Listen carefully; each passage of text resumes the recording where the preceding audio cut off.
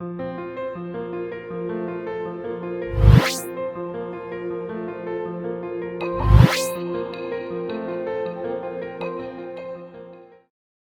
my friends, to a new episode of Connect Your Speech. And in this episode, we're going to talk about a new kind of assimilation. We're going to talk about assimilation of intensity.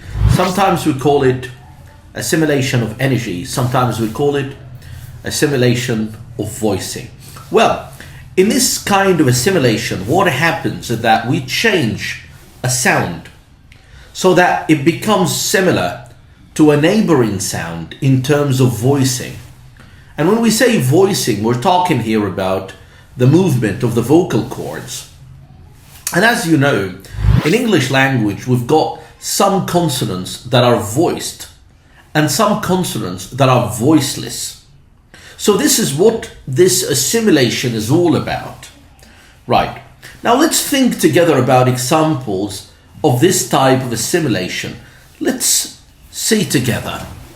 In the third person, S suffix, the suffix that is added to verbs when the subject is a third person. Like what? Like, think about the verb start. And think about the verb mean. Now, start as a verb ends with the sound T. Now, T is a voiceless sound.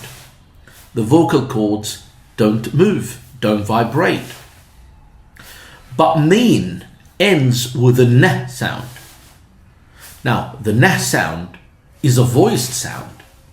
Now, when we want to add the third person S, like you say start, then it becomes starts. Now, I pronounced it starts. Why? Because the S sound is voiceless like the T sound. But when I say mean, I don't say means. I say means. Why? Because the Z sound is voiced like the N sound. Let's see some examples. Now let's listen to an Australian speaker. It starts on land where massive open-cut coal mines are being planned along with coal seam gas mining. It starts on land. Starts. Now, let's go to an American speaker and let's listen to President Obama on this. It means that we'll grow even more dependent on foreign oil. It means, that's the Z sound. Why? Because as we said, the N is voiced.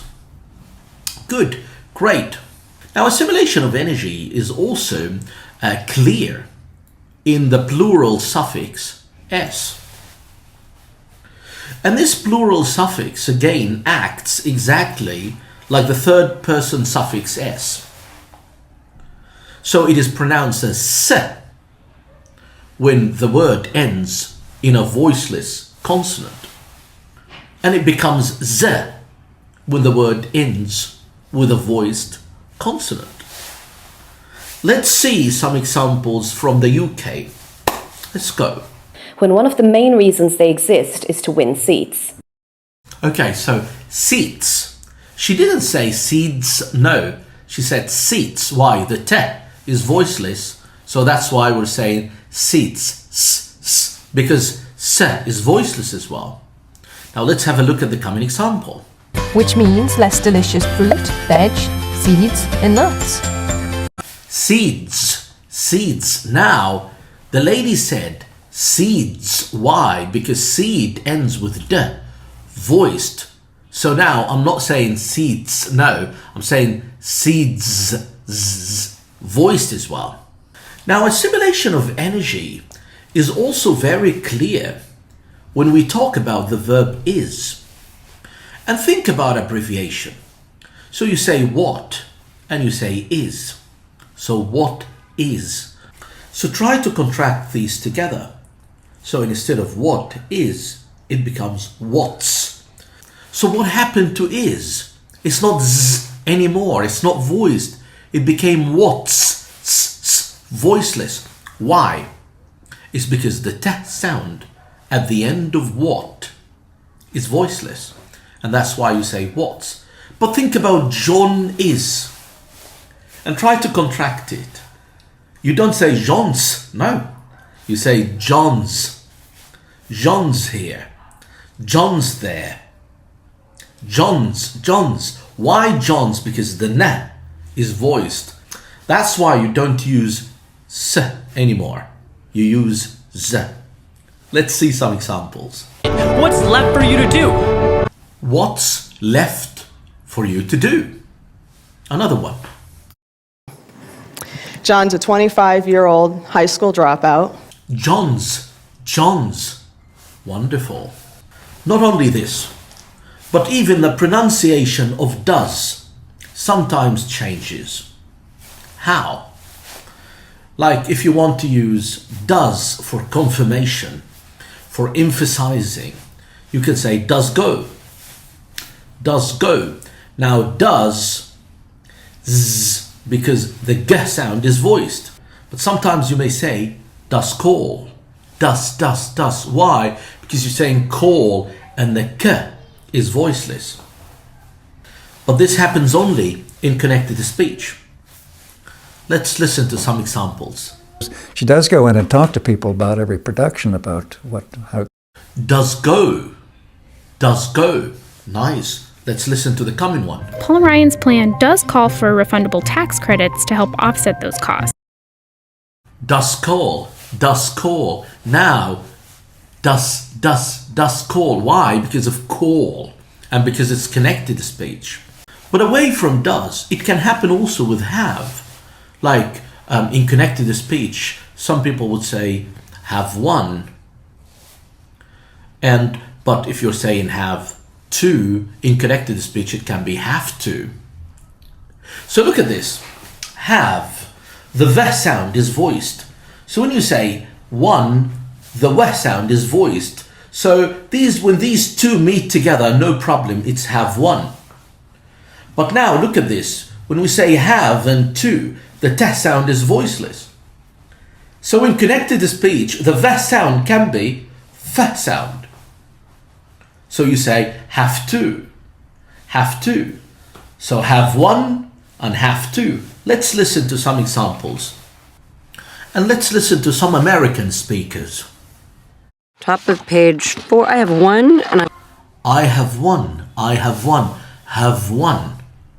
Now, the second American speaker. They have two children who are... They have two children. They have two children. Wonderful. Right. Now let's think of examples related to the verb was. Because again, in connected speech, sometimes you would say was and sometimes you would say was. So in the coming examples from the UK, we have was good and we have was keen. And again, it's for the same reason, because the g is voiced, so you say was good, and the k is voiceless, so you say was keen. Let's listen. And the guy was good looking, he usually has. Was good looking. Now let's see this. It certainly seemed like the university was keen to allow you. Was keen to allow you. Nice. Assimilation of energy also happens with semi-modals like have to and has to. So you normally say has, but when you put to, it's has to. You normally say have, but when you put to, it's have to. Let's see examples from the UK. The more I've heard, the more I'm convinced that the answer has to be Addy. Has to be. Now let's listen to the coming example. Well, now we shall have to redefine man, redefine tool. Have to redefine man. Nice. Now, assimilation of intensity can happen also with the preposition with. So sometimes you say with, sometimes you say with, depending on the neighboring sound. So you say with one. And sometimes people would say with two, with with two. Why? Because the t is voiceless. Let's see some examples from Australia. By complementing your primary major with 2 minors. With 2 minors, with 2 minors. Let's listen to the second example. Particularly with one family that we met where it was... With one family that we met. With one family that we met. Also, assimilation of intensity can become apparent in the connector because. You could say because, and sometimes you can say because. It depends on the neighboring sound, whether it's voiced or voiceless. Let's see more examples from Australia. Let's do that. For evolution, because many site owners, many business owners are not... Because the meh is voiced, so because many. Now let's listen to the coming one. Because teachers need more help to implement the curriculum. Because teachers. So now it's not because, it's because. Why? Because it's followed by teachers. Also, assimilation of intensity appears in the semi-modal used to. So we don't say used to anymore. We say used to. Why? It's because of the t sound. Right. Let's listen to an example. Let's see. We were always playing at the beach and Dad used to take me out and my big brother used to take me out and push me into waves on a boardie. Used to, my dad used to.